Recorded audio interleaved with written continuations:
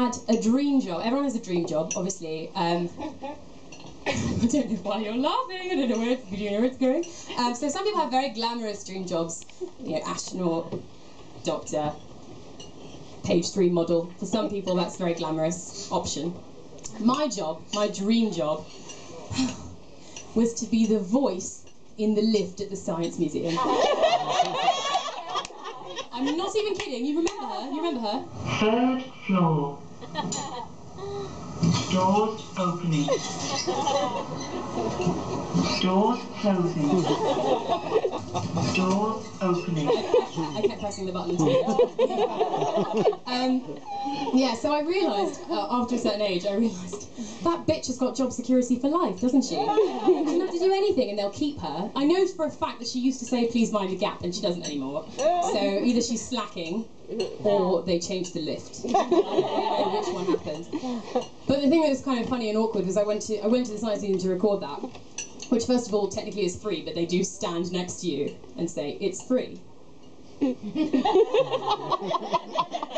can make a donation if you'd like. And I was like, thank you. I'm just going to go in. It's like, as you do, miss, as you do. I was like, as you do? Piss off. So I went in. And of course, as a kid, the only reason you go to the Science Museum is for the launch pad, because it's amazing. So I went in, I thought, I'll get all these lift recordings, and then I'll just go to the launch pad, because, you know, I'm still a child at heart. I have never felt so creepy in my entire life. I'm not even joking, I wish I was joking. I went to the launch pad, and I was the only adult there who was not with a child. I was just there, just playing with the games, you know, making stuff bounce, dropping other things, making water change colours and stuff, and these kids were looking at me like, are you a mum? Are you a kid? Are you a teacher? And I was like, no, I'm just having fun, science. And then I just started to feel really uncomfortable, all the parents looking at me, and I thought, I'll just go. Get out of here. Why am I talking about my dream job? What's the next song?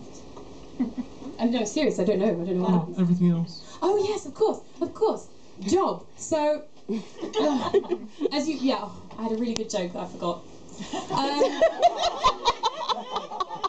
not going to work now. Can we just pretend that the cake song's finishing again?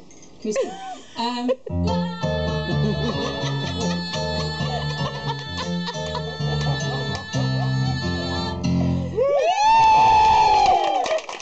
suspending your disbelief.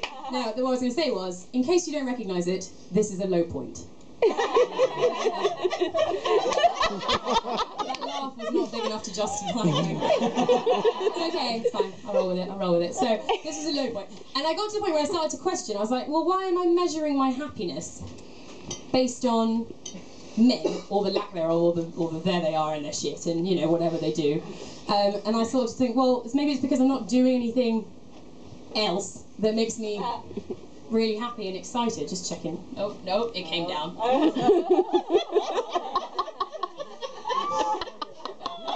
That's a little unsupported. I wonder what's going on under there. That was what's going on. So, yeah, I started to wonder if maybe I was missing something. If I wasn't just doing, I should have been doing something that made me feel less miserable. Not that I was doing a miserable job. I was in a very comfortable job. I had a great flat. I was very happy in my life. But I wasn't feeling creatively fulfilled, if you will. That sounds like a little wank, but it's actually genuinely. So I started getting thinking, and I did my favourite thing ever, which was that I got a pen and a piece of paper and started making lists. Because I'm cool like that. Still single, gents. Hot stuff, list making. Ticked off the list. I said to my mum earlier, I was like, what do I do if I tell a joke and it's rubbish? She goes, oh yeah, I don't know. I don't know. Oh God, I really don't know. I said, okay, so I'll just use my get out of joke free card. Which ended up being a second rubbish joke. Tom's like, hurrying on. So, she's not going to snort. It's not funny. I started wondering what I should do, and what I started thinking about all the things in my life that actually made me happy and fulfilled and all those sorts of things. And I realised I should have just asked 7-year-old me, because she knew, and I should have just asked Mrs. Arthur, because she knew.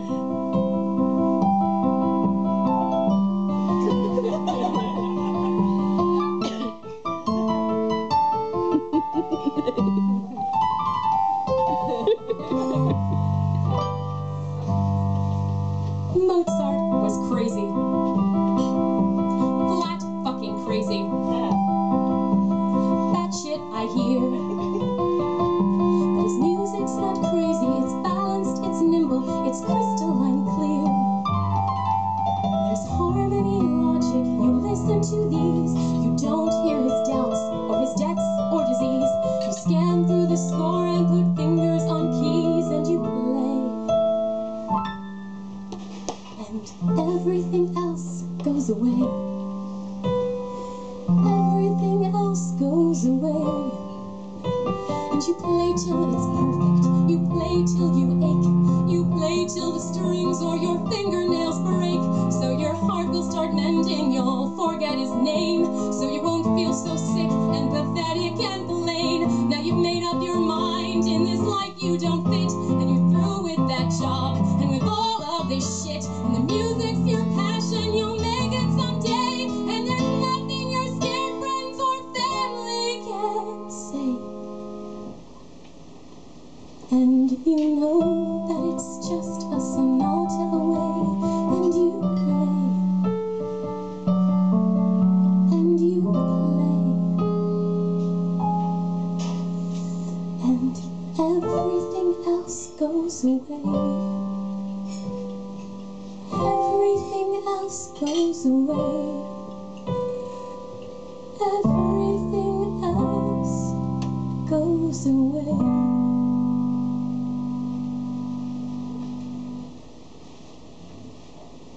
Song's over, you can clap. It's so awkward. It's like, what do they think's going to happen? So obviously, I'm going to get naked again. You can see it's coming. I had this epiphany where I was like, well, duh, I should be singing. Obviously, that's what I always wanted to do. That's what I should be doing. So I made the decision to do that. And as you heard in the initial Mission Impossible monologue, I decided to do that in New York, to much the joy of several of my friends. And oh, yeah, it's very warm. I made very ill costume decisions, didn't I? Just things that just heat on top of heat. So I made the decision to go, and I told some people, and they were very supportive. They were very nice. But I think I may have done it wrong when I first told people how that I was leaving. I think I may have neglected to say some things. So again, if you'll just bear with, I'm just going to briefly change, and then I'm going to sing a little song to everyone as a retroactive farewell. So just chat amongst yourselves while I disrobe. I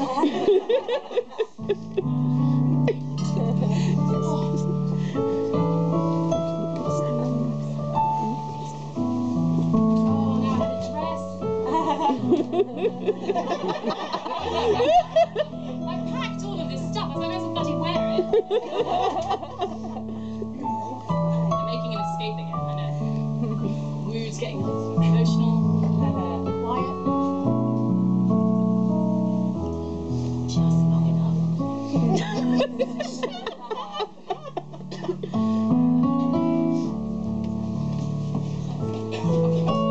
Keep bearing with me.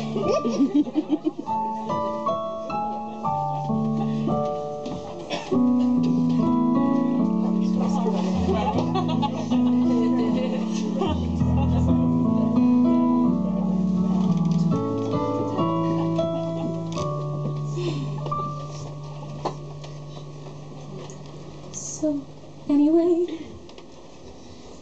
I'm leaving. I thought you'd like to know.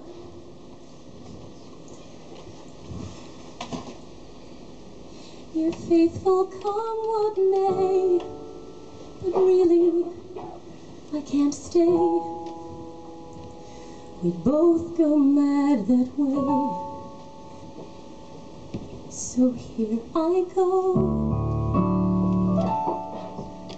And anyway, I'm leaving. I guess that you can see I'll try this on my own. A life I've never known. I'll face the dread alone. But I'll be free with you always beside me to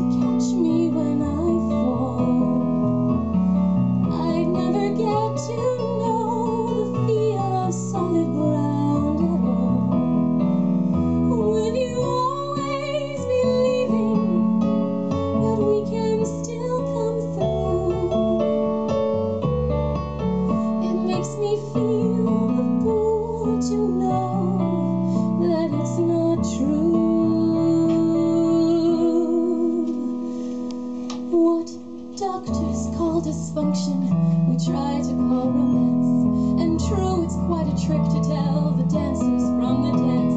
But rather than let chance take me, I'll take a chance.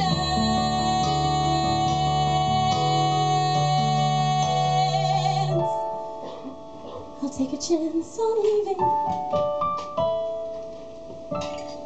It's that or stay and die. I loved you once, and though you love me still, I know it's time for me to fly.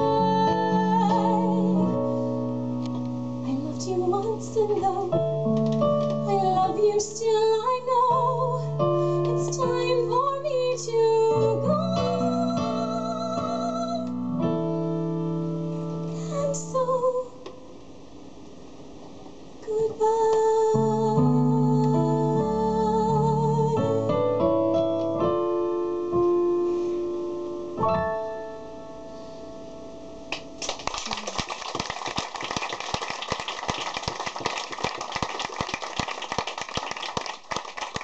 Thank you very much for your attention. There will now be a brief interval where you may have beverages and some more food, depending what you feel like. I will be back with him. It will make you merry some more. Enjoy the interval.